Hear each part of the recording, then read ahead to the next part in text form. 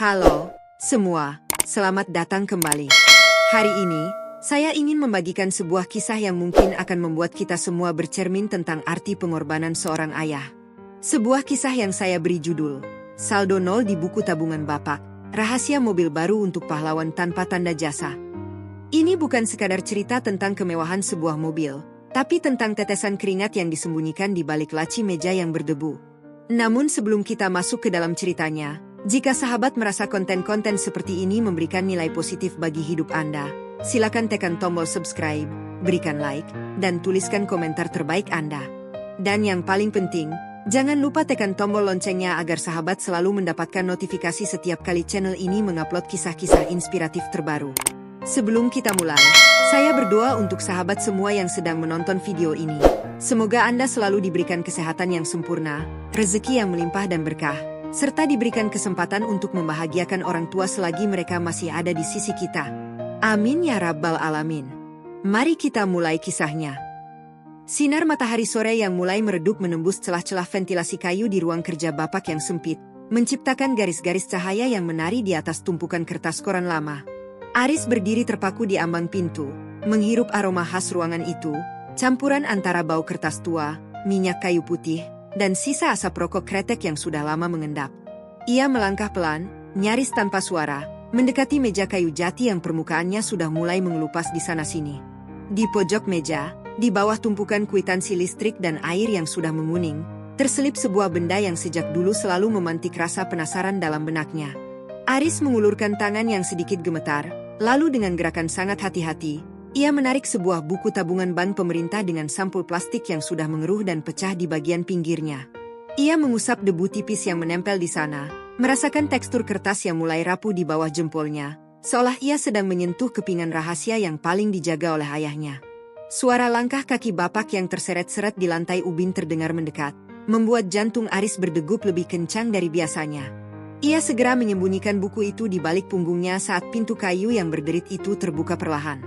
Bapak muncul dengan kaos singlet putih yang sudah longgar dan sarung kotak-kotak yang warnanya mulai pudar, membawa segelas teh hangat yang uapnya masih mengepul tipis. Wajah tua itu tampak sangat lelah, garis-garis keriput di sekitar matanya terlihat semakin dalam saat ia mencoba memberikan senyum tipis kepada putra sulungnya. Bapak meletakkan gelas teh itu di atas meja dengan tangan yang sedikit gemetar. Sebuah pemandangan yang membuat dada Aris mendadak terasa sesak karena menyadari betapa waktu telah menggerogoti kekuatan sosok pahlawannya. "Riz, sedang apa kamu di sini? Kok nggak istirahat dulu? Kan baru sampai dari kota." Suara Bapak terdengar serak namun tetap hangat, memenuhi ruangan yang pengap itu. Aris menelan ludah, mencoba mengatur napasnya agar tidak terdengar gugup sebelum ia perlahan membawa buku tabungan itu ke depan dan menunjukkannya kepada Bapak. "Cuma lihat-lihat meja Bapak saja. Tapi tadi Aris nggak sengaja lihat ini terselip.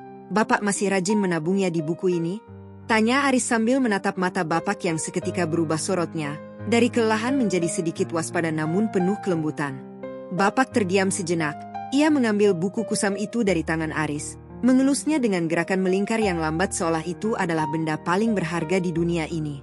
Bapak kemudian duduk di kursi kayu yang berderit protes menahan beban tubuhnya. Ia menghela napas panjang yang terdengar seperti sebuah pengakuan yang tertunda selama bertahun-tahun. "Ya, ini cuma tabungan kecil-kecilan, Riz," Bapak bicara sambil menatap kosong ke arah jendela yang mulai gelap di luar sana. "Bapak itu cuma kepikiran ibumu. Kamu lihat sendiri kan sekarang ibumu kalau jalan jauh sedikit saja kakinya sudah bengkak-bengkak. Apalagi kalau harus naik angkot ke rumah sakit. Bapak kasihan lihat dia harus berdiri atau berdesakan kalau angkotnya penuh." Aris menarik kursi plastik di dekatnya dan duduk tepat di hadapan Bapak. Ia bisa melihat pantulan cahaya lampu bohlam kuning di permukaan gelas teh yang mulai mendingin. "Jadi, tabungan ini memang disiapkan Bapak khusus buat beli mobil ya?" Tanya Aris lagi, suaranya kini sedikit merendah, nyaris berbisik karena ia tahu betapa besarnya mimpi yang sedang mereka bicarakan. Bapak mengangguk pelan, jemarinya yang kasar mulai membuka halaman demi halaman buku tabungan itu, memperlihatkan deretan angka cetakan mesin ban yang tidak terlalu besar. "Nggak perlu mobil mewah yang seperti di TV itu, Riz. Yang penting bisa buat angkut Bapak sama Ibu kemana-mana tanpa harus kehujanan atau kepanasan lagi." Bapak terkekeh pendek, namun tawanya itu justru terdengar menyakitkan di telinga Aris. Bapak sudah hitung, kalau setiap bulan Bapak sisihkan sedikit dari uang pensiun, mungkin 5 atau 10 tahun lagi Bapak bisa beli mobil bekas yang kondisinya masih lumayan. Aris memperhatikan bagaimana mata Bapak berbinar saat membicarakan rencana itu. Sebuah binar yang sangat kontras dengan kemeja lusuhnya yang kancing paling atasnya sudah hilang. Di luar, suara jangkrik mulai sahut-menyahut, menandakan malam telah benar-benar datang mengepung rumah mereka yang sunyi. Namun, saat Aris tanpa sengaja melihat baris saldo terakhir di halaman paling belakang buku itu, ia merasa ada sesuatu yang tidak beres dengan angka-angka di sana. "Kenapa saldonya masih sedikit sekali, Pak?" tanya Aris spontan. Ia langsung menyesali pertanyaannya saat melihat perubahan ekspresi di wajah Bapak yang tiba-tiba menunduk dalam. Bapak tidak menjawab, ia justru sibuk merapikan lipatan sarungnya yang sebenarnya sudah rapi, menghindari kontak mata dengan Aris. Suasana mendadak menjadi sangat kaku, hanya terdengar suara detak jam dinding tua yang bunyinya seolah memekakkan telinga dalam keheningan yang panjang itu. Bapak berdeham, mencoba membersihkan tenggorokannya yang terasa kering. Sementara Aris terus menunggu dengan rasa ingin tahu yang mulai bercampur dengan kecemasan yang mendalam. Aris merasakan ada sesuatu yang disembunyikan Bapak di balik setiap tarikan napasnya yang berat dan setiap kali ia membolak-balik halaman buku itu dengan ragu. Namanya juga tabungan orang tua, Riz, kadang ada saja kebutuhannya yang gak terduga. Bapak mencoba menjawab dengan nada yang diusahakan tetap tenang, meski Aris bisa melihat keringat dingin mulai muncul di dahi Bapak. "Tapi Pak, ini angkanya tidak pernah naik secara tetap. Malah seringkali kembali ke saldo minimal. Apa ada yang Bapak pakai untuk keperluan lain yang Aris nggak tahu?" Desak Aris lagi. Kali ini ia meraih tangan Bapak, merasakan betapa dinginnya telapak tangan orang yang telah membesarkannya itu. Bapak menatap Aris cukup lama, seolah sedang menimbang-nimbang apakah rahasia ini sudah waktunya untuk dibagi atau tetap disimpan rapat-rapat di bawah laci meja kerjanya yang berdebu. Angin malam bertiup kencang, membuat tirai jendela yang tipis berkibar liar dan menjatuhkan sebuah foto lama yang diletakkan di atas meja. Foto itu adalah foto Aris saat wisuda sarjana 3 tahun lalu, di mana ia berdiri gagah dengan toga sementara Bapak dan Ibu mengapitnya dengan wajah paling bahagia yang pernah Aris lihat. Aris mengambil foto itu, menatap wajah Bapak di dalam gambar yang tampak sedikit lebih muda dan lebih sehat daripada sekarang. Ia kembali menatap buku tabungan di tangan Bapak, lalu beralih menatap wajah asli di depannya, mencoba menghubungkan semua titik-titik misteri yang selama ini ia lewatkan. Ada sebuah kebenaran pahit yang mulai tercium di antara aroma teh dan debu ruangan itu, sebuah kebenaran yang akan mengubah cara Aris memandang setiap sen yang pernah ia terima dari ayahnya selama ini. Bapak perlahan menutup buku tabungan itu dengan suara buk yang pelan. Ia menatap Aris dengan tatapan yang sangat dalam, seolah sedang meminta maaf atas sesuatu yang sebenarnya bukan kesalahannya. "Kamu benar, Riz.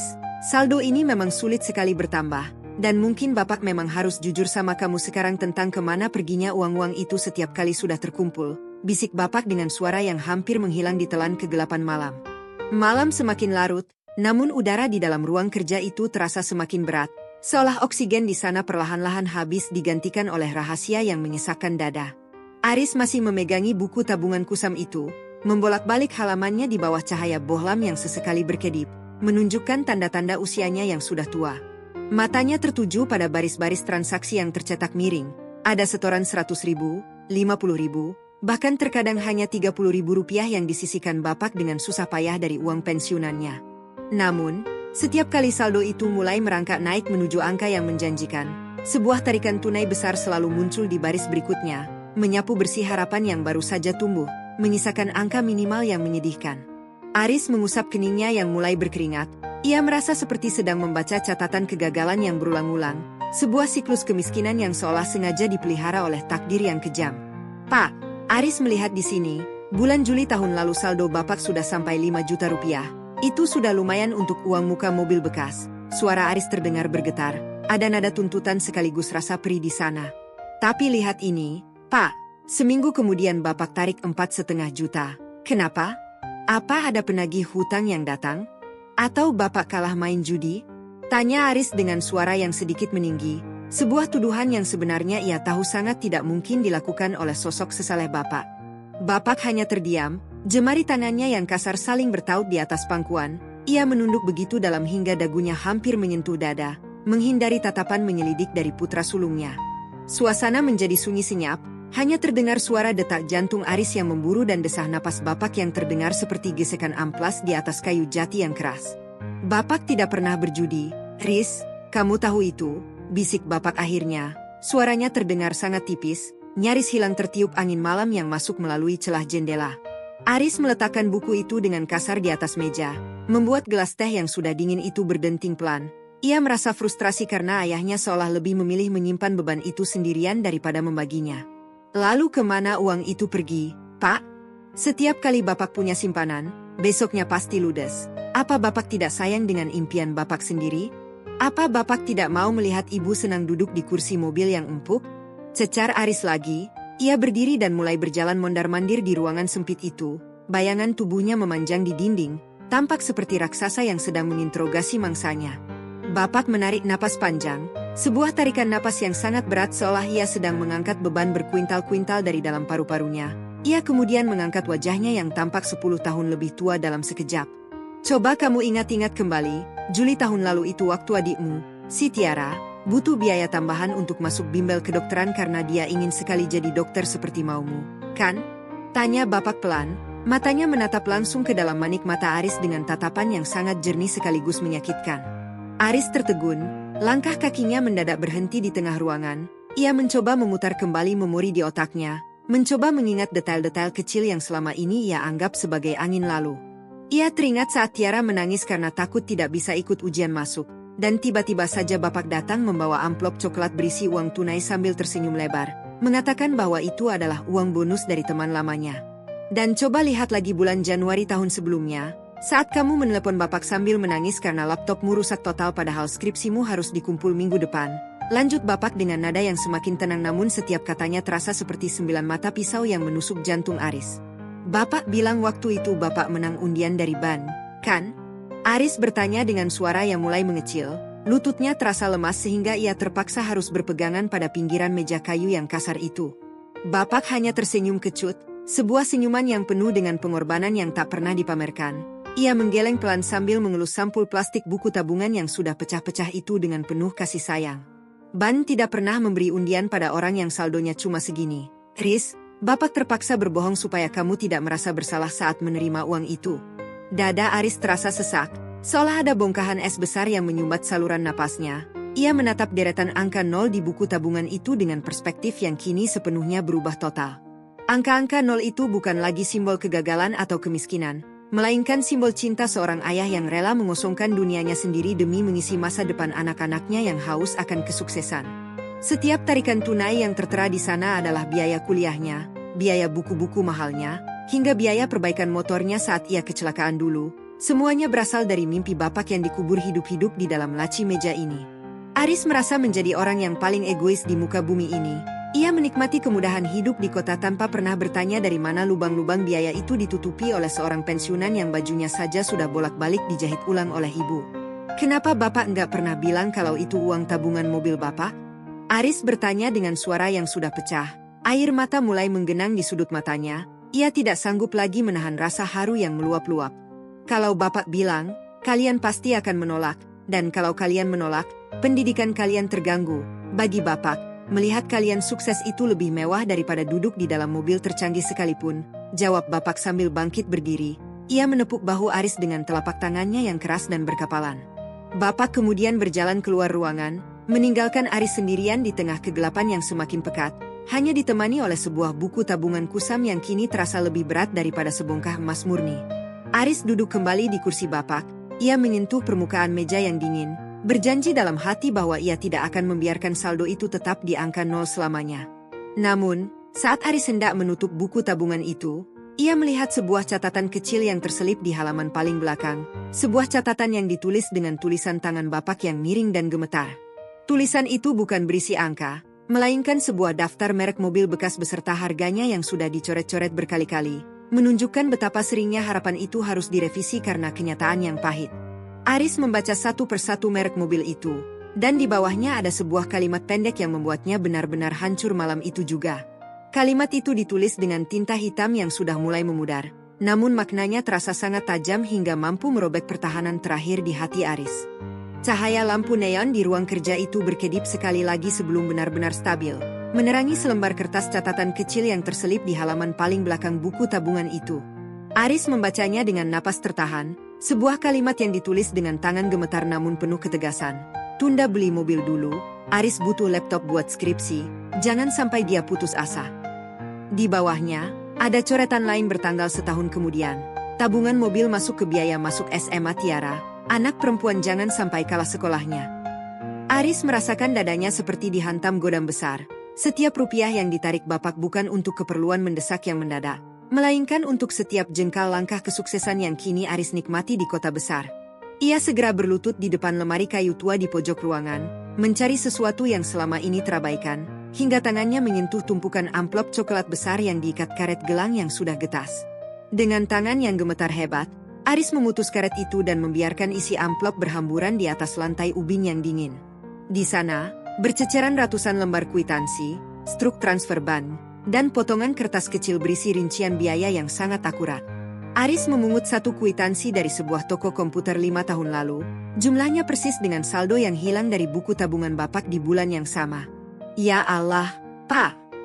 Bisik Aris, suaranya tercekat di tenggorokan saat ia menyadari bahwa setiap kali ia menelepon rumah untuk meminta bantuan keuangan, bapak akan segera berjalan kaki ke bank terdekat demi mengirimkan mimpi-mimpinya ke rekening Aris. Ia membayangkan bapak berdiri di antrean bank yang panjang, memegang buku tabungan kusam itu dengan harapan yang perlahan terkikis, namun tetap tersenyum saat suara Aris terdengar ceria di ujung telepon. Aris mendengar suara langkah pelan ibu dari arah dapur, aroma tumisan bawang tercium samar, kontras dengan suasana melankolis di ruangan itu. Ibu muncul di ambang pintu, menyeka tangannya pada celemek lusuh, dan menatap Aris yang terduduk lemas di antara tumpukan kertas kwitansi. "Kamu sudah tahu ya, Riz?" tanya ibu dengan suara lembut yang menyimpan ribuan rahasia selama bertahun-tahun. Aris mendongak, matanya merah menahan tangis. Ia mengangkat salah satu kwitansi itu ke arah ibu. "Kenapa ibu nggak pernah cerita? Kenapa kalian biarkan Aris jadi anak yang egois begini? Makan enak di kota sementara bapak narik tabungan mobilnya cuma buat bayar kosan Aris." Cecar Aris dengan nada penuh penyesalan yang mendalam. Ibu berjalan mendekat, lalu duduk di lantai di samping putra sulungnya. Ia mengelus rambut Aris seolah ia masih anak kecil yang baru saja jatuh dari sepeda. "Bapakmu itu orangnya keras kepala kalau soal anak, Riz. Dia selalu bilang ke ibu, 'Bu, kita sudah tua, jalan kaki sedikit atau naik motor tua itu biasa, tapi kalau anak-anak kita berhenti sekolah gara-gara biaya, itu dosa yang gak akan pernah saya maafkan ke diri saya sendiri.'" Tutur ibu menirukan ucapan bapak bertahun-tahun lalu. Aris menunduk. Air matanya jatuh membasahi kwitansi biaya praktikum laboratorium yang dulu ia anggap sebagai beban, padahal bagi bapak, itu adalah investasi masa depan yang dibayar dengan keringat dan harga diri. "Tapi Bu, bapak sampai sakit-sakitan karena kehujanan naik motor tua itu." Aris ingat waktu bapak masuk angin hebat sampai sesak napas tahun lalu. Aris mencoba mendebat, namun suaranya justru terdengar seperti rintihan. Ibu tersenyum tipis, sebuah senyuman yang mengandung ketabahan luar biasa. Ia menatap ke arah luar jendela di mana motor tua bapak terparkir di bawah pohon mangga. Malam itu, saat bapak menggigil karena kehujanan, dia cuma bilang satu hal ke ibu sambil memegang buku tabungan itu. Dia bilang, "Untung uangnya nggak saya belikan mobil, jadi Tiara tetap bisa les tambahan bulan ini." "Bapakmu nggak pernah merasa kehilangan, Riz. Dia merasa sedang menabung di tempat yang lebih baik, yaitu di masa depan kalian." Aris meremas tumpukan kwitansi itu. Merasakan setiap lembar kertas itu adalah bukti cinta yang tak pernah dideklarasikan dengan kata-kata indah, melainkan dengan tindakan yang sunyi dan menyakitkan. Ia membayangkan betapa seringnya bapak berdiri di depan dealer mobil saat pulang dari pasar, hanya untuk melihat-lihat dari balik kaca, membayangkan dirinya duduk di sana bersama ibu, sebelum akhirnya menggeleng dan kembali menghidupkan motor tuanya yang berasap. Keheningan kembali menyergap ruangan itu, namun kali ini bukan keheningan yang kosong, melainkan keheningan yang penuh dengan rencana yang mulai tersusun di kepala Aris. Ia menatap buku tabungan di atas meja sekali lagi, menyadari bahwa angka 0 di sana adalah harga yang harus dibayar mahal untuk kehidupannya yang sekarang. "Bu, kalau Aris minta izin untuk membalas semua ini, apa ibu setuju?" tanya Aris sambil menatap mata ibu dengan sorot yang penuh tekad, sebuah kilat yang belum pernah dilihat ibu sebelumnya. Ibu terdiam sejenak, ia bisa merasakan beban berat yang kini berpindah ke pundak anaknya. Ia mengangguk perlahan meski matanya mulai berkaca-kaca. "Lakukan apa yang menurutmu benar, Riz, tapi ingat, bapakmu itu paling gak suka kalau anaknya merasa berutang budi, dia tulus melakukannya." Aris bangkit berdiri, ia merapikan kembali kwitansi-kwitansi itu ke dalam amplop coklat dengan gerakan yang penuh penghormatan, seolah ia sedang merapikan lembaran sejarah keluarganya. Aris melangkah keluar dari ruangan itu, melewati bapak yang sedang tertidur lelap di kursi panjang ruang tamu dengan televisi yang masih menyala menampilkan berita malam.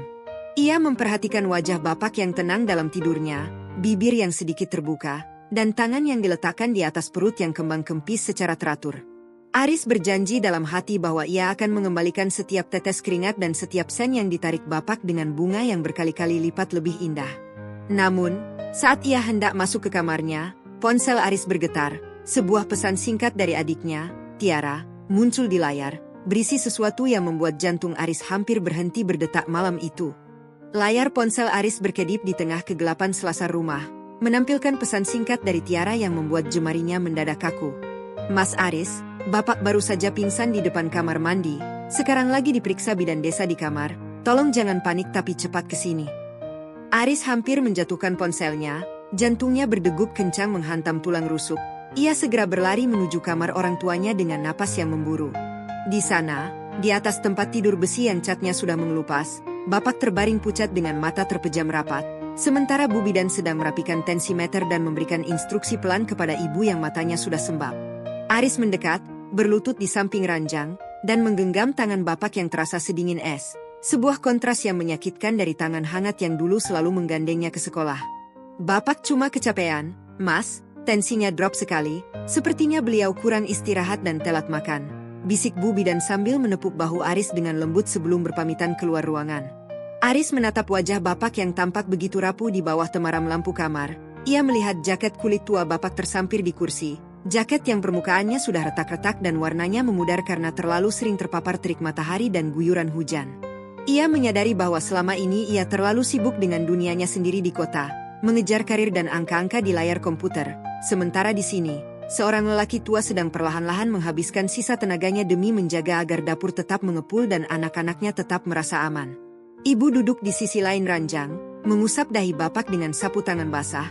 Gerakannya begitu telaten seolah ia sedang merawat harta karun paling berharga yang ia miliki di dunia ini. Bu, kenapa bapak sampai begini? Apa bapak masih sering narik ojek atau angkut barang di pasar? Tanya Aris dengan suara parau, hampir tidak sanggup menatap kenyataan di depannya.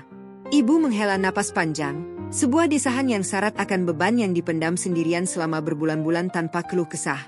Bapakmu itu merasa nggak enak kalau cuma diam di rumah. Tris, dia bilang mumpung masih bisa gerak. Dia mau kumpulkan uang buat bayar pajak motor dan sisanya buat bantu cicilan rumahmu yang kamu bilang berat itu. Jawab ibu dengan suara bergetar, membuat Aris merasa seolah-olah seluruh oksigen di ruangan itu baru saja disedot habis. Aris tertunduk, kepalanya terasa pening karena rasa bersalah yang kini mengepungnya dari segala arah. Ia merasa menjadi anak yang paling tidak berguna karena membiarkan ayahnya bekerja di usia senja demi beban yang seharusnya ia tanggung sendiri. Tiba-tiba, kelopak mata bapak bergerak perlahan. Ia mengerang kecil sebelum akhirnya membuka mata dan menatap Aris dengan pandangan yang masih sedikit kabur dan linglung. Riz, kamu kok di sini? Bukannya tadi lagi di ruang kerja? Tanya bapak dengan suara yang sangat lemah, nyaris seperti bisikan angin yang lewat di sela-sela pintu.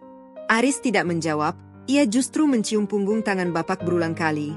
Air matanya yang sejak tadi ditahan akhirnya tumpah juga membasahi spray kasur yang bermotif bunga-bunga kusam. Bapak istirahat ya, jangan pikirkan apa-apa lagi. Aris ada di sini, Aris nggak akan kemana-mana. Ucap Aris di sela isak tangisnya. Ia merasakan remasan lemah dari jemari bapak yang mencoba menenangkannya seolah-olah bapaklah yang harus kuat di saat seperti ini. Bapak hanya tersenyum tipis, sebuah senyuman yang sangat tulus namun penuh dengan keletihan yang luar biasa. Ia kemudian memejamkan mata kembali untuk mencari sisa tenaga. Malam itu, Aris tidak bisa memejamkan mata barang sekejap pun. Ia duduk di kursi kayu di samping ranjang bapak, mendengarkan detak jam dinding yang seolah menghitung setiap detik waktu yang tersisa. Ia memperhatikan setiap tarikan napas bapak yang terkadang terasa berat.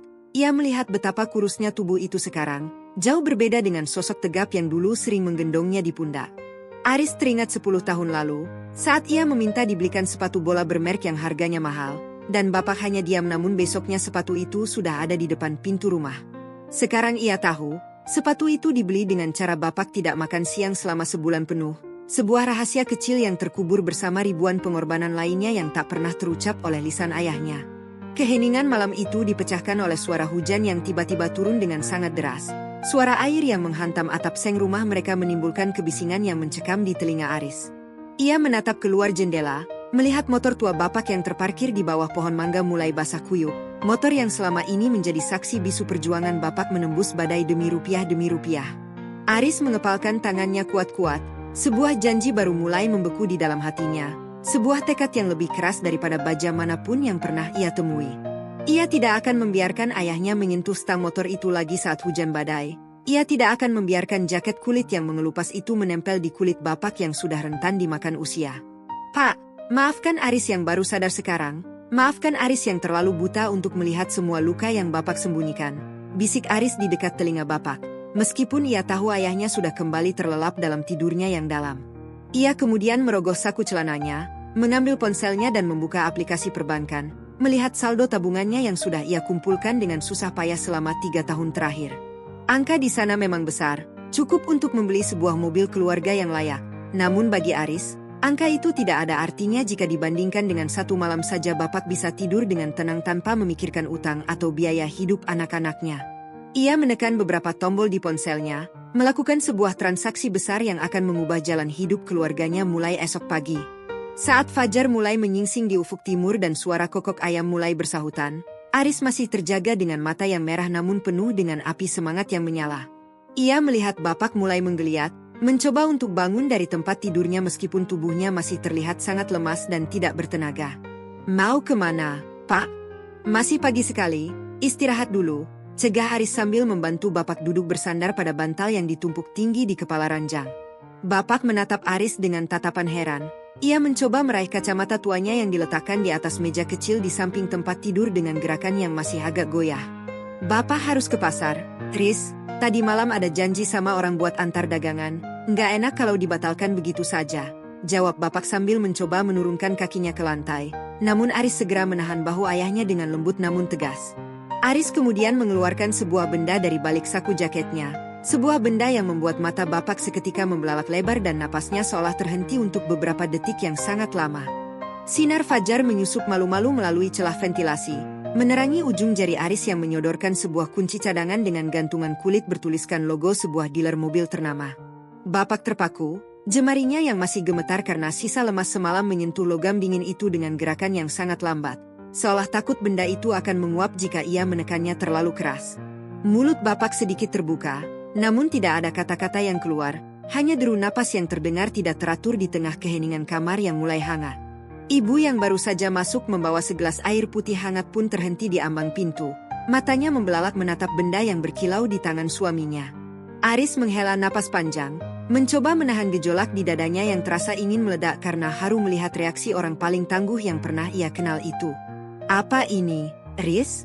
Bapak bertanya dengan suara yang sangat parau, hampir pecah. Matanya beralih dari kunci itu ke wajah Aris yang kini tersenyum tipis namun penuh tekad. Aris menggenggam tangan Bapak, membungkus tangan tua yang kasar itu dengan kedua telapak tangannya yang halus, merasakan setiap urat menonjol yang menjadi saksi bisu kerja keras puluhan tahun. Itu kunci rumah baru kita yang ada rodanya. Pak, mulai hari ini Aris nggak mau lihat Bapak naik motor tua itu lagi kalau mau ke pasar atau antar ibu ke dokter, jawab Aris dengan nada bicara yang rendah namun berwibawa. Bapak menggeleng-gelengkan kepalanya. Ia mencoba mengembalikan kunci itu ke tangan Aris dengan gerakan yang terburu-buru seolah benda itu adalah beban yang sangat berat bagi pundaknya. Jangan bercanda, Riz, uang dari mana kamu beli ginian?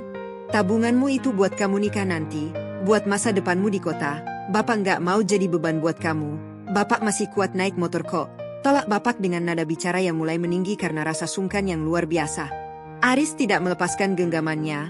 Ia justru menatap mata Bapak dengan kedalaman yang belum pernah ia tunjukkan sebelumnya, sebuah tatapan yang menuntut pengertian. Tabungan Aris masih cukup, Pak, dan ini bukan beban, ini adalah hutang yang Aris cicil sejak Aris lahir sampai sekarang, dan sepertinya sampai mati pun Aris nggak akan pernah lunas bayar apa yang sudah Bapak ambil dari buku tabungan kusam di laci meja itu, balas Aris yang membuat Bapak seketika terdiam 1000 bahasa. Nama Aris yang sukses di kota itu nggak ada artinya kalau Bapak di sini harus pingsan karena kehujanan di jalanan hanya demi uang beberapa ribu rupiah. Ibu mendekat, meletakkan gelas air putih di meja nakas, lalu duduk di tepi ranjang sambil mengelus pundak Bapak yang masih tampak kaku menahan emosi. Sudahlah, Pak, terima saja pemberian anakmu. Aris sudah dewasa, dia tahu apa yang dia lakukan, bisik ibu dengan suara yang menyejukkan hati, meskipun matanya sendiri sudah mulai berkaca-kaca menahan haru. Bapak menunduk, bahunya mulai berguncang pelan, Ia menatap lantai ubin yang dingin seolah sedang mencari kekuatan di sana untuk menerima kenyataan bahwa putranya telah melampaui harapannya. Bapak cuma malu, Chris. Bapak merasa gagal sebagai orang tua kalau malah merepotkan anaknya sampai seperti ini. Suara bapak terdengar sangat kecil, terendam oleh rasa rendah hati yang sangat dalam. Aris segera memeluk bahu bapak yang mulai mengecil itu, merasakan aroma minyak kayu putih yang selalu identik dengan sosok pelindungnya sejak kecil. Bapak nggak gagal, Pak. Justru karena Bapak berhasil mendidik Aris, Aris bisa punya kesempatan buat balas semua ini. Aris ingin Bapak menikmati masa tua dengan nyaman, bukan dengan melawan badai setiap hari, ucap Aris tepat di telinga Bapak. Di luar rumah, suara mesin sebuah mobil yang halus terdengar berhenti tepat di depan pagar, diikuti oleh suara pintu mobil yang ditutup dengan bunyi yang solid dan berkelas.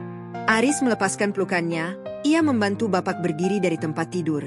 Meskipun kaki Bapak masih sedikit goyah namun semangat di matanya mulai menyala kembali. Ayo Pak, kita lihat di depan, ada seseorang yang sudah menunggu Bapak dari tadi subuh untuk menyerahkan unitnya langsung ke tangan Bapak. Ajak Aris sambil menuntun Bapak perlahan keluar dari kamar. Langkah kaki mereka bergema di ruang tamu yang sepi, melewati foto-foto lama yang tergantung di dinding, menuju pintu depan yang masih terkunci rapat. Bapak berjalan dengan penuh keraguan. Jemarinya masih meremas kunci cadangan tadi seolah itu adalah jimat keberuntungan yang tidak boleh hilang. Aris membuka pintu kayu jati rumah mereka, dan seketika itu juga, cahaya matahari pagi yang cerah menyambar penglihatan mereka, menyilaukan mata untuk beberapa saat sebelum semuanya menjadi jelas. Di depan pagar rumah yang catnya sudah mengelupas, berdiri sebuah mobil city car berwarna putih mutiara yang masih sangat bersih. Permukaannya memantulkan cahaya fajar dengan begitu indah hingga tampak seperti perhiasan di tengah lingkungan perkampungan yang sederhana. Seorang pria berseragam rapi berdiri di samping mobil itu, memegang map coklat dan tersenyum hormat ke arah mereka. Mata Bapak membelalak sempurna, ia melepaskan pegangan Aris dan berjalan tertatih menuju teras, menatap mobil itu tanpa berkedip sedikit pun seolah ia sedang melihat penampakan malaikat. Mobil itu merek yang selalu Bapak coret-coret di buku tabungan kan, Pak? Tanya Aris yang berdiri di belakangnya, mengamati reaksi Bapak yang kini menutup mulutnya dengan telapak tangan yang gemetar hebat. Bapak tidak menjawab, ia hanya menunjuk-nunjuk mobil itu dengan jari yang kaku. Air matanya kini benar-benar jatuh membasahi pipinya yang keriput tanpa bisa dibendung lagi. Ibu yang berdiri di samping Aris pun mulai terisak pelan. Ia tahu betul betapa seringnya Bapak mengigau tentang mobil itu dalam tidur malamnya yang penuh keletihan. Petugas dari dealer itu melangkah maju, membukakan pintu pengemudi dengan gerakan yang sangat sopan, mempersilakan Bapak untuk mendekat dan melihat bagian dalamnya yang masih terbungkus plastik pelindung. Selamat pagi, Pak. Ini unit yang dipesan atas nama Bapak. Silakan diperiksa dulu kenyamanannya, ucap petugas itu dengan nada yang ramah. Bapak menoleh ke arah Aris dengan tatapan tidak percaya. Ia seolah-olah sedang menanyakan apakah ini benar-benar nyata atau hanya sekadar mimpi indah di tengah pingsannya semalam. Aris mengangguk mantap, memberikan kode agar Bapak segera masuk dan merasakan hasil dari kesabarannya selama puluhan tahun menjaga tabungan yang selalu berakhir di angka 0. Bapak mendekat ke arah mobil itu, namun saat tangannya hampir menyentuh gagang pintu yang mengkilap, ia mendadak berhenti dan menarik kembali tangannya dengan raut wajah yang tiba-tiba berubah menjadi cemas. Ia berbalik menatap Aris dan ibu dengan tatapan yang sangat aneh, sebuah tatapan yang membuat jantung Aris kembali berdegup kencang karena mengira ada sesuatu yang salah. Bapak meraba saku sarungnya dengan panik. Wajahnya yang tadi haru kini berubah menjadi pucat pasi seolah ia baru saja menyadari sebuah kesalahan besar yang fatal. Udara pagi yang sejuk di teras rumah mendadak terasa membeku saat Bapak tiba-tiba menarik tangannya dari gagang pintu mobil yang mengkilap itu. Wajahnya yang semula penuh haru berubah pucat pasi. Matanya bergerak gelisah menyisir saku sarung dan kemeja lusuhnya dengan gerakan yang amat panik. Aris dan ibu saling pandang, bingung dengan perubahan drastis atmosfer yang semula penuh kebahagiaan menjadi ketegangan yang menyesakkan. Aris melangkah maju, memegang pundak Bapak yang mulai berguncang hebat, merasakan keringat dingin mulai merembes dari balik kaos singlet ayahnya. Bapak menatap Aris dengan tatapan yang sangat kacau, seolah-olah ia baru saja melakukan dosa besar yang tak terampuni di depan hadiah yang begitu mewah. Chris, Bapak lupa, Bapak belum bayar zakat mal bulan ini, dan uang di buku tabungan itu. Bapak rasa tadi malam Bapak mimpi saldonya habis buat bayar hutang teman Bapak. Suara Bapak terdengar sangat kecil dan ketakutan. Ia mundur selangkah menjauhi mobil putih itu. Aris tertegun sejenak sebelum akhirnya menyadari bahwa ayahnya masih terjebak dalam rasa bersalah atas tabungannya yang selalu nol. Ia mengira mobil ini dibeli dengan uang yang sebenarnya tidak ada. Tenang, Pak, tenang dulu, lihat Aris. Ini bukan pakai uang di buku tabungan Bapak yang itu. Ini murni hasil kerja keras Aris selama 3 tahun di kota. Aris sudah siapkan ini jauh-jauh hari. Jelas Aris sambil mencoba menenangkan napas Bapak yang memburu. Bapak masih menggelengkan kepala. Ia menatap petugas dealer yang berdiri mematung di samping mobil seolah petugas itu adalah penagih hutang yang akan menyeretnya ke penjara. Jangan bohongi Bapak. Chris, kamu itu baru kerja.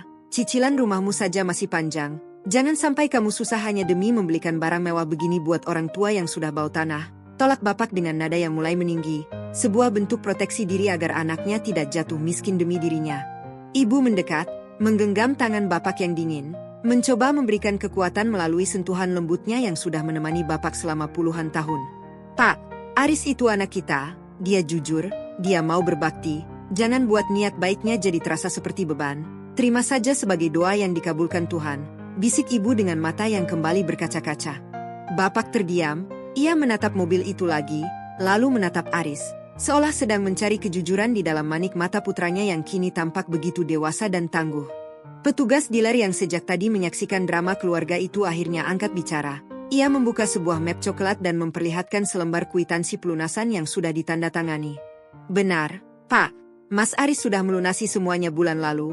Ini bukan mobil cicilan, ini sudah sah menjadi milik Bapak sepenuhnya, ucap petugas itu dengan nada yang sangat meyakinkan.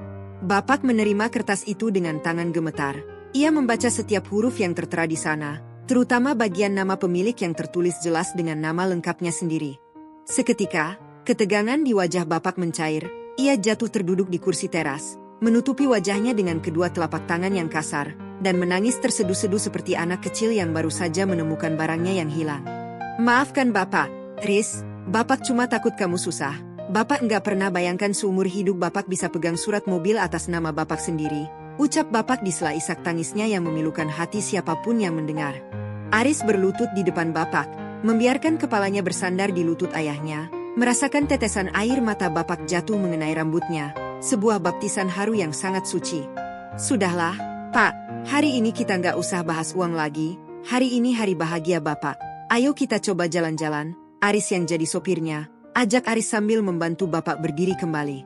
Bapak menyeka air matanya dengan ujung sarung. Ia mencoba tersenyum meskipun wajahnya masih tampak sangat sembab. Lalu ia melangkah mendekati mobil itu dengan keberanian yang baru terkumpul. Aris membukakan pintu penumpang depan untuk Bapak, merasakan aroma mobil baru yang segar dan wangi. Aroma yang sangat berbeda dengan bau asap knalpot motor tua yang biasa Bapak hirup. Bapak duduk dengan sangat hati-hati di atas jok yang masih terbungkus plastik. Ia menyentuh sabuk pengaman dengan rasa ingin tahu yang besar, seolah itu adalah benda ajaib dari masa depan. Nyaman sekali ya, Bu, dingin lagi, ucap Bapak saat Aris menyalakan AC yang langsung mengembuskan udara sejuk ke seluruh kabin, membuat ibu yang duduk di kursi belakang ikut tersenyum lebar. Mereka mulai bergerak meninggalkan halaman rumah, melewati tetangga-tetangga yang menatap dengan penuh kekaguman dan rasa ingin tahu. Namun bagi Bapak, dunia saat ini hanya sebatas kabin mobil yang nyaman ini. Sepanjang perjalanan, Bapak tidak henti-hentinya memuji kehalusan mesin mobil itu. Ia membandingkannya dengan motor tuanya yang suaranya mirip mesin parut kelapa. Riz, nanti kalau lewat pasar, pelan-pelan ya. Bapak mau lihat apa teman-teman Bapak masih ada di sana. Pinta Bapak dengan nada yang sedikit genit, membuat Aris dan ibu tertawa bersamaan di dalam mobil. Aris mengerti, Bapak ingin menunjukkan bahwa pengorbanannya selama ini tidak sia-sia. Bahwa anak yang dulu ia biayai dengan mengosongkan tabungan kini telah kembali sebagai kebanggaan. Namun, saat mereka melewati tikungan menuju jalan raya utama, Aris melihat spion tengah dan menyadari ada sesuatu yang tidak biasa pada raut wajah ibu yang mendadak berubah menjadi sangat cemas sambil menatap ke arah luar jendela belakang. Ibu menarik baju Aris dari belakang, suaranya terdengar sangat gemetar seolah ia baru saja melihat hantu di tengah jalan raya yang ramai itu. Riz, putar balik sekarang, jangan lewat jalan ini. Tolong cepat putar balik. Seru ibu dengan nada yang sangat mendesak, membuat Bapak yang tadinya ceria langsung menoleh ke belakang dengan bingung. Aris mengerem mendadak, jantungnya berdegup kencang karena tidak tahu apa yang sedang terjadi. Sementara di depan mereka, jalanan tampak normal seperti biasanya. Aris menginjak pedal rem dengan cukup dalam hingga tubuh Bapak dan ibu sedikit terdorong ke depan. Napas ibu memburu, tangannya yang mulai keriput meremas sandaran kursi Aris dengan kencang. Seolah ada bahaya besar yang mengintai di balik aspal jalan raya yang tenang. Aris menatap spion tengah, mencoba mencari tahu apa yang memicu kepanikan tiba-tiba itu. Namun ia hanya melihat sebuah motor tua yang sangat ia kenali sedang terparkir di depan sebuah bengkel kecil di pinggir jalan. Motor itu tampak rongsok, ban depannya lepas, dan mesinnya dibongkar total oleh seorang montir yang wajahnya tertutup oli. Bapak terdiam, tatapannya terkunci pada motor itu, dan seketika atmosfer di dalam kabin mobil yang sejuk berubah menjadi hening yang menyakitkan. "Ibu, itu motor Bapak, kan? Kenapa ada di sana?" tanya Aris dengan suara yang mengecil. Ia menoleh ke arah Bapak yang kini menunduk dalam. Tangannya yang tadi mengelus dashboard mobil kini saling meremas dengan kaku. Ibu menarik napas panjang. Air mata yang tadi ia tahan kini benar-benar tumpah membasahi pipinya yang sudah mulai tirus. "Bapakmu, dia sebenarnya sudah menjual motor itu minggu lalu, Riz. Dia bilang ke ibu kalau motor itu mau diservis besar, tapi nyatanya dia jual ke bengkel itu buat bayar biaya tambahan wisuda adikmu yang katanya belum lunas," ungkap ibu dengan suara yang pecah oleh isak tangis. Aris merasa jantungnya seperti diremas tangan raksasa. Ia baru menyadari bahwa selama seminggu ini Bapak berangkat ke pasar dengan berjalan kaki sejauh 3 km saat subuh buta, demi menyembunyikan kenyataan bahwa ia tak lagi punya kendaraan. Bapak tetap diam, ia hanya menghela napas panjang yang terdengar sangat lelah, seolah beban rahasia yang ia pikul selama seminggu ini akhirnya runtuh di depan mata anaknya sendiri. "Sudahlah, Bu, jangan dibahas sekarang, ini kan hari bahagianya Aris. Bapak nggak apa-apa jalan kaki, hitung-hitung olahraga biar jantung Bapak kuat," ucap Bapak mencoba melucu. Namun suaranya yang parau justru membuat Aris merasa menjadi anak yang paling gagal di dunia. Aris memukul setir mobil dengan telapak tangannya. Ia tidak sanggup membayangkan Bapak yang sudah renta harus memanggul keranjang dagangan di pundaknya di tengah dinginnya udara subuh sementara ia tidur nyenyak di atas kasur yang empuk. "Pak, kenapa Bapak selalu begini? Kenapa Bapak nggak pernah minta tolong sama Aris?" tanya Aris dengan nada yang mulai meninggi karena rasa perih yang meluap-luap. Bapak menoleh, menatap Aris dengan tatapan paling teduh yang pernah ia berikan. Sebuah tatapan yang sanggup meruntuhkan ego setinggi apapun. "Minta tolong itu buat orang yang gak punya harapan, Riz. Bapak punya kamu, punya Tiara, itu lebih dari cukup buat jadi harapan Bapak. Motor itu cuma besi tua, kalau bisa ditukar sama senyum adikmu pas wisuda nanti, Bapak ikhlas lahir batin," jawab Bapak dengan ketenangan yang luar biasa. Aris tidak sanggup lagi berkata-kata, ia segera memutar setir, namun bukan untuk pulang, melainkan menuju ke dealer tempat ia membeli mobil ini untuk menyelesaikan satu urusan yang tertinggal. Mobil putih itu melaju membelah jalanan, melewati sawah-sawah yang menghijau, sementara di dalam kabin, hanya terdengar suara isak tangis ibu yang berusaha diredam dengan ujung kerudungnya. Sesampainya di dealer, Aris turun dengan langkah terburu-buru, meninggalkan Bapak dan ibu yang masih bingung di dalam mobil yang mesinnya tetap menyala. Ia masuk ke dalam kantor dealer, berbicara dengan nada rendah namun penuh penekanan kepada petugas yang tadi pagi mengantar unit ke rumahnya. "Mas, saya mau tebus motor yang tadi dititipkan di bengkel rekanan kalian, tolong urus sekarang juga, berapapun biayanya akan saya bayar tunai," ucap Aris sambil menyodorkan kartu debitnya dengan tangan yang sedikit bergetar. Petugas itu tampak terkejut namun segera mengangguk patuh. Ia menyadari bahwa di balik transaksi ini, ada sebuah drama kehidupan yang jauh lebih berharga daripada angka-angka di atas kertas kontrak.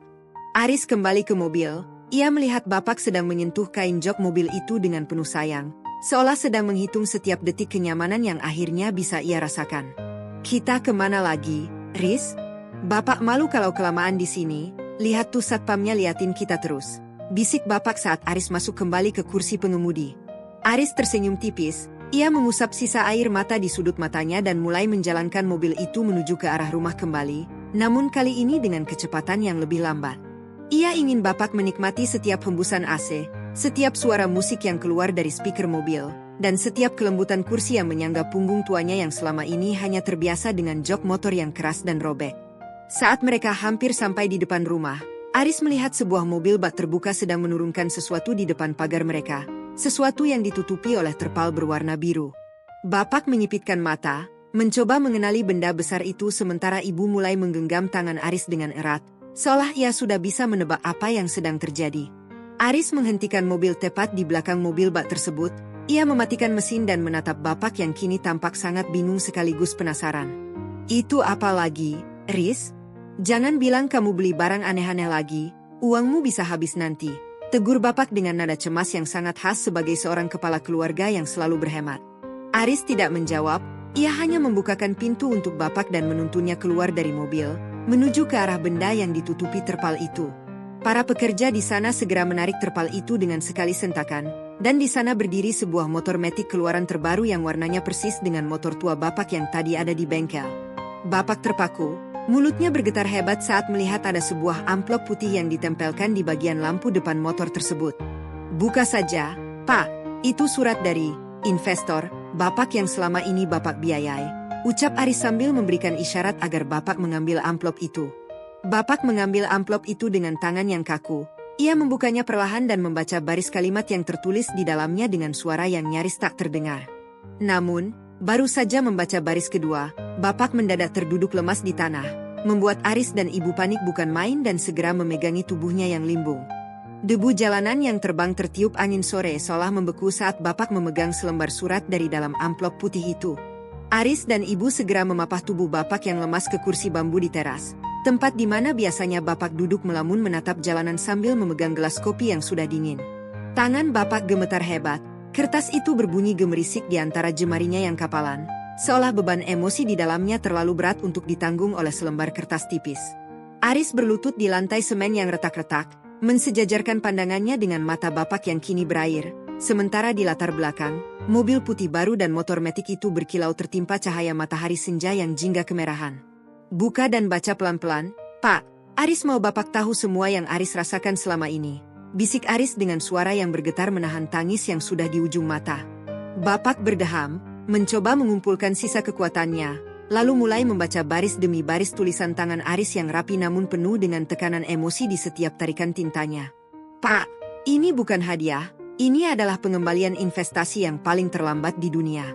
Bapak dulu menjual motor untuk biaya kuliahku, Bapak mengosongkan tabungan untuk laptopku, bahkan Bapak jalan kaki ke pasar supaya adik bisa ikut bimbingan belajar. Surat ini bukan cuma soal motor baru, tapi soal janji Aris bahwa mulai hari ini, tidak akan ada lagi keringat Bapak yang jatuh karena urusan uang kami," baca Bapak dengan suara yang putus-putas, setiap kata seolah menjadi hantaman lembut yang meruntuhkan benteng harga dirinya. Bapak terhenti sejenak, ia mengambil sebuah buku biru kecil yang terselip di balik surat itu, sebuah BPKB mobil yang masih berbau tinta cetakan baru.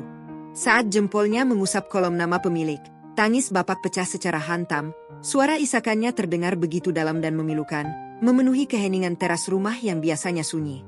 Di sana, di kolom pemilik, tertulis nama lengkap Bapak dengan gelar haji yang selama ini hanya menjadi cita-cita terpendam dalam doa-doa malamnya. "Riz, kenapa nama Bapak? Kamu yang kerja, kamu yang cari uang, kenapa kamu kasih nama Bapak yang sudah nggak punya apa-apa ini?" tanya Bapak di sela tangisnya. Ia memeluk buku biru itu ke dadanya seolah sedang memeluk masa mudanya yang penuh perjuangan. Ibu yang duduk di samping Bapak ikut merangkul bahu suaminya. Air matanya membasahi pundak baju Bapak yang sudah mulai kusam karena sering dicuci. "Pak, Aris benar, Bapak sudah cukup memberi. Sekarang saatnya Bapak menerima.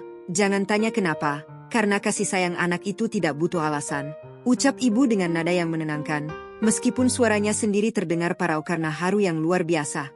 Aris mengambil kunci mobil dari kantongnya dan meletakkannya di atas BPKB yang dipeluk Bapak. Logam kunci itu berdenting pelan, menjadi penanda bahwa kepemilikan itu kini mutlak dan nyata. Tetangga-tetangga yang lewat mulai berhenti sejenak, menyaksikan pemandangan yang mengharukan itu dari kejauhan, namun Aris tidak peduli. Baginya, saat ini hanya ada dia, Bapak, dan Ibu di dunia yang sedang berputar pelan ini.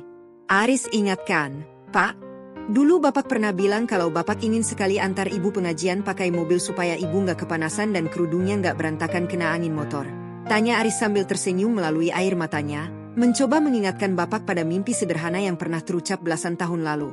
Bapak mendongak, menatap mobil putih itu dengan pandangan yang kini lebih jernih. Ia mengangguk pelan sambil menyeka air mata dengan punggung tangannya yang kasar. "Bapak ingat, Riz, tapi Bapak pikir itu cuma igauan orang tua yang mimpinya ketinggian. Bapak nggak pernah sangka kamu dengerin ucapan Bapak yang cuma lewat itu," jawab Bapak dengan nada bicara yang penuh rasa tidak percaya sekaligus kebanggaan yang meluap-luap. Aris kemudian berdiri, ia mengajak Bapak untuk memegang kemudi mobil itu sekali lagi, namun kali ini dengan status sebagai pemilik sah, bukan lagi sebagai tamu di mobil pinjaman. Mereka berjalan beriringan menuju mobil. Langkah Bapak kini terasa lebih ringan meskipun ia masih harus berpegangan pada lengan Aris yang kokoh. Saat Bapak duduk di kursi pengemudi, ia tidak langsung menyalakan mesin. Ia justru terdiam cukup lama, tangannya meraba setiap inci lingkar setir dengan penuh taksim. Suasana sore itu terasa sangat sakral. Suara azan maghrib mulai berkumandang dari masjid desa, menambah nuansa syahdu yang menyelimuti momen bersejarah bagi keluarga kecil itu. "Riz, Bapak boleh minta satu hal?" tanya Bapak tiba-tiba sambil menoleh ke arah Aris yang berdiri di samping pintu mobil yang terbuka lebar. Aris mengangguk cepat. Apapun yang diminta Bapak saat ini pasti akan ia usahakan sekuat tenaga untuk mewujudkannya. "Besok pagi, biarkan Bapak yang antar kamu ke terminal pakai mobil ini sebelum kamu balik ke kota. Bapak mau semua orang tahu kalau putra Bapak sudah jadi orang yang berhasil dan berbakti," pinta Bapak dengan binar mata yang penuh kemenangan. Aris merasakan dadanya sesak oleh rasa bahagia. Ia mengangguk setuju sambil menggenggam tangan Bapak yang kini sudah memegang kunci mobil impiannya dengan mantap. Namun, tepat saat Bapak hendak menghidupkan mesin untuk mencoba maju mundur di halaman rumah, suara deru motor yang sangat kencang berhenti di depan pagar, disusul oleh teriakan panik Tiara, adik Aris, yang baru saja pulang dengan wajah yang sangat pucat. Tiara berlari masuk ke halaman tanpa sempat melepas helmnya. Nafasnya tersengal-sengal seolah ia baru saja dikejar oleh sesuatu yang sangat menakutkan dari arah jalan raya. Ia menatap Aris dan Bapak dengan tatapan yang sulit diartikan. Tangannya menunjuk-nunjuk ke arah luar pagar dengan gemetar yang tak terkendali. Tiara berdiri mematung di samping pintu mobil. Napasnya tersengal-sengal hingga bahunya naik turun dengan tidak beraturan. Helm yang masih terpasang di kepalanya tampak miring, dan tetesan air mata mulai membasahi pipinya yang kemerahan karena panik. Bapak yang tadi sudah duduk gagah di kursi pengemudi, seketika mematikan mesin yang baru saja menderu halus. Wajahnya kembali menegang menatap putri bungsunya. Aris segera menghampiri Tiara, memegang kedua pundak adiknya itu untuk menenangkannya. "Ada apa, Dek? Tenang dulu, tarik napas, bicara pelan-pelan," ucap Aris dengan nada cemas yang tertahan. Tiara mencoba menelan ludah, suaranya keluar terputus-putus di antara isak tangis yang mulai pecah. "Mas, tadi di jalan. Tiara lihat motor lama Bapak, motor yang dijual ke bengkel itu. Orangnya kecelakaan parah di pertigaan depan karena remnya blong," teriak Tiara sambil menunjuk ke arah jalan raya. Seketika keheningan yang mencekam menyergap teras rumah. Bapak lemas seketika, punggungnya menyandar berat pada kursi mobil yang empuk itu. Ia menyadari bahwa jika ia tidak menjual motor itu minggu lalu demi biaya wisuda Tiara, mungkin dialah yang saat ini terkapar di aspal jalanan dengan rem yang tidak berfungsi. Bapak menutupi wajahnya dengan kedua tangan. Tubuhnya berguncang hebat dalam tangis yang kali ini bukan lagi sekadar haru, melainkan sebuah ledakan emosi syukur yang tak terhingga. Ia merasa seolah Tuhan baru saja menukar nyawanya dengan bakti anaknya melalui mobil putih ini. "Ya Allah, Gusti!" rintih Bapak di balik telapak tangannya. Suaranya teredam oleh isak yang menyesakkan dada. Aris dan ibu segera masuk ke dalam mobil, memeluk Bapak dari samping dan belakang, menciptakan sebuah lingkaran pelukan keluarga yang sangat erat di dalam kabin yang sempit namun terasa sangat luas oleh cinta. "Sudah, Pak, sudah, itu tandanya Bapak memang sudah tidak boleh lagi naik motor tua itu. Tuhan sayang sama Bapak melalui Mas Aris," bisik ibu sambil mengusap air mata yang terus mengalir dari sudut mata Bapak yang mulai keriput. Aris memejamkan mata, ia bisa merasakan betapa kerasnya guncangan tubuh Bapak. Seorang lelaki yang selama ini dikenal sebagai karang yang teguh, kini hancur menjadi butiran debu karena merasa begitu kecil di hadapan takdir. Aris membisikkan kata-kata penenang tepat di telinga Bapak, memastikan bahwa setiap rupiah yang ia keluarkan untuk mobil ini adalah bentuk perlindungan yang paling nyata untuk nyawa ayahnya. "Bapak dengar Aris, mulai hari ini, tugas Bapak cuma duduk manis, nikmati sisa hari dengan tenang, biarkan mobil ini yang menjaga Bapak dan Ibu dari panas dan hujan," ucap Aris dengan suara yang sangat dalam dan berwibawa. Tiara ikut masuk ke kursi belakang, memeluk leher Bapak dari celah kursi, membuat suasana di dalam mobil itu menjadi sangat emosional. Bapak akhirnya menurunkan tangannya, menatap satu persatu wajah anak-anaknya dengan pandangan yang sangat jernih, seolah ia baru saja lahir kembali ke dunia ini. "Terima kasih, Riz, terima kasih, Tiara."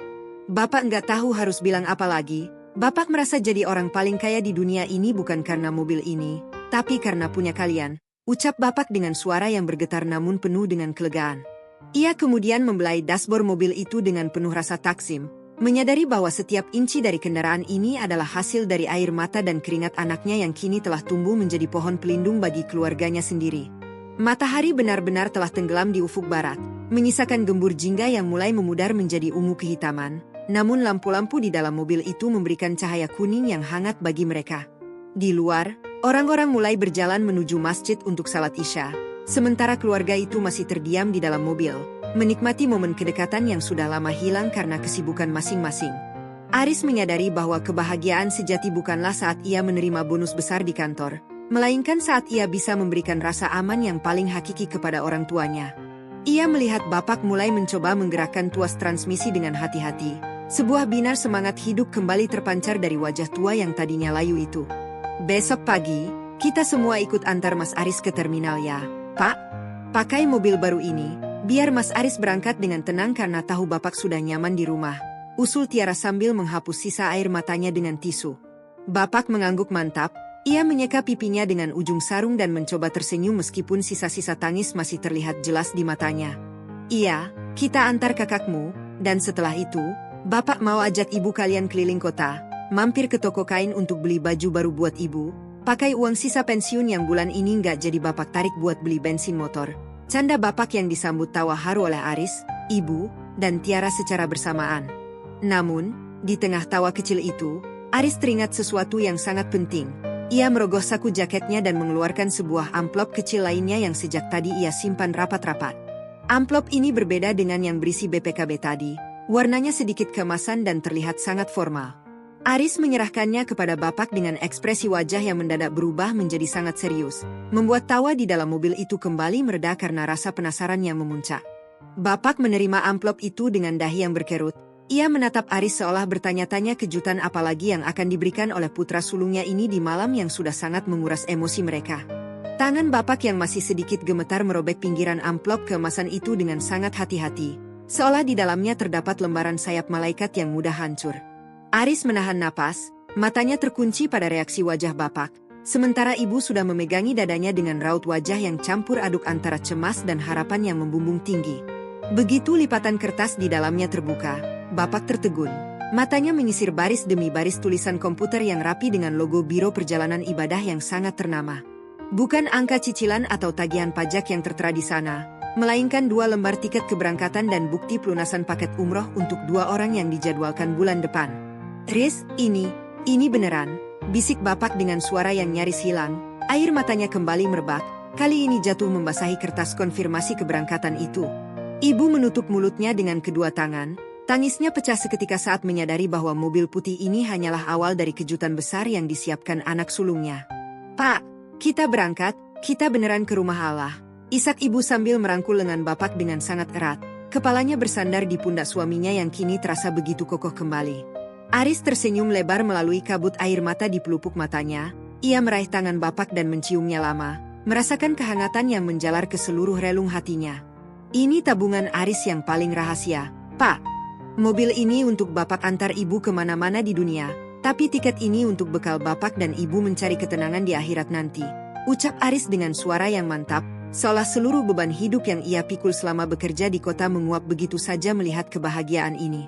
Bapak tidak bisa lagi berkata-kata, ia hanya menatap ke arah kemudi mobil yang baru saja ia miliki, lalu menengadahkan kedua tangannya di atas setir itu dalam posisi berdoa yang sangat khusyuk. Di dalam kabin mobil yang kedap suara dan sejuk, suasana berubah menjadi sangat sakral, hanya terdengar suara isak tangis syukur yang lirih dari ibu dan Tiara. Bapak mulai melafalkan doa-doa dalam bahasa Arab dengan suara yang bergetar hebat, memohon berkah, keselamatan, dan kesehatan untuk anak-anaknya yang telah memuliakannya sedemikian rupa. Ya Allah, balaslah setiap tetes keringat anakku dengan sungai-sungai di surga MU, mudahkanlah jalannya sebagaimana ia memudahkan masa tuaku.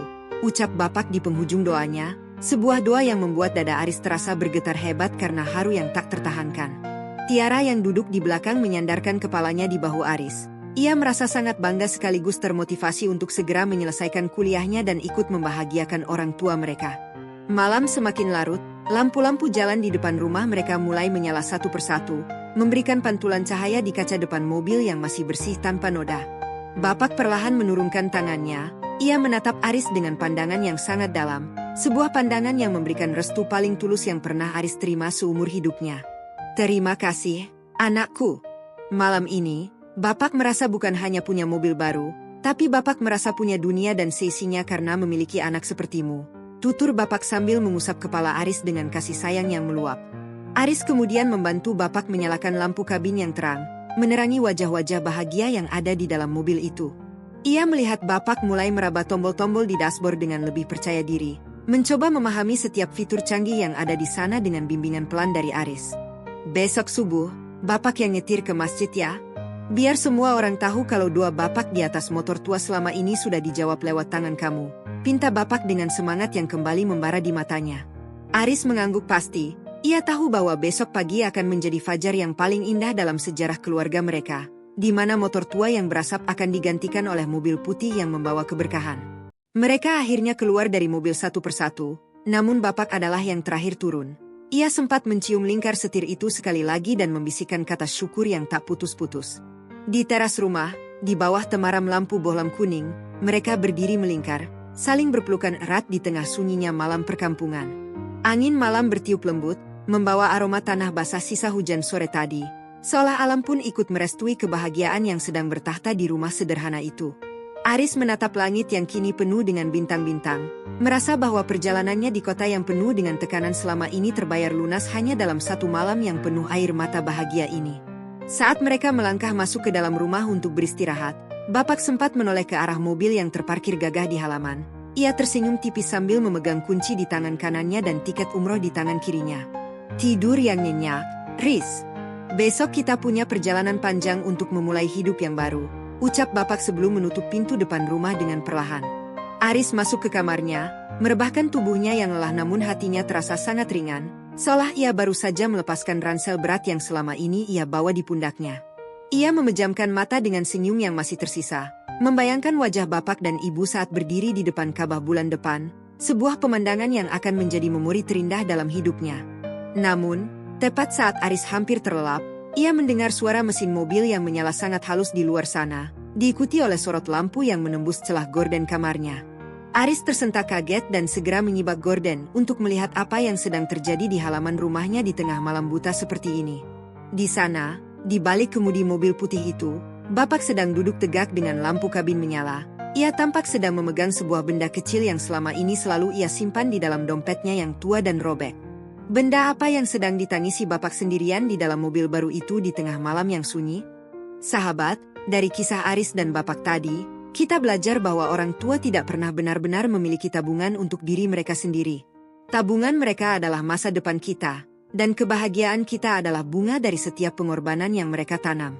Jangan tunggu saldo kita melimpah untuk sekadar memberikan senyuman di wajah mereka, karena waktu tidak pernah menunggu siapapun. Terima kasih banyak telah menonton video ini sampai selesai. Terima kasih atas dukungan, like, dan komentar-komentar positif sahabat semua yang sangat berarti bagi perkembangan channel ini. Sampai jumpa di kisah-kisah penuh makna selanjutnya. Saya, nama Anda, nama channel. Pamit undur diri. Sayangi orang tua kalian, selagi pintu surga itu masih terbuka lebar di rumah kita. Wassalamualaikum warahmatullahi wabarakatuh.